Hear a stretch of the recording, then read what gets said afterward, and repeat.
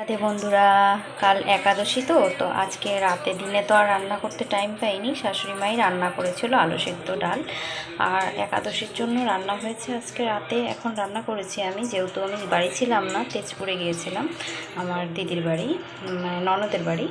তো এই যে দেখো ভাত বানিয়েছি রাতে, আর করেছি হলো এই যে দেখো ফুলকপি আলু দিয়ে সয়াবিনের তরকারি, নিরামিষ। খুব ভালো লাগে বন্ধুরা, বানিয়ে দেখবে। আর হচ্ছে বন্ধুরা বেগুন ভাজা। তো গরিবের তো এই রান্নাই যথেষ্ট, না বলো?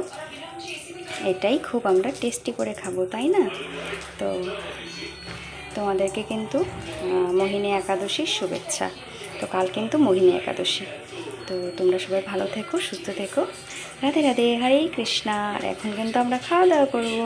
খুব মজার খাওয়া, দেখো বেগুন ভাজা, সয়াবিনের তরকারি আর ভাত, ফুলকপি আলু দিয়ে সয়াবিনের তরকারি আর ভাত।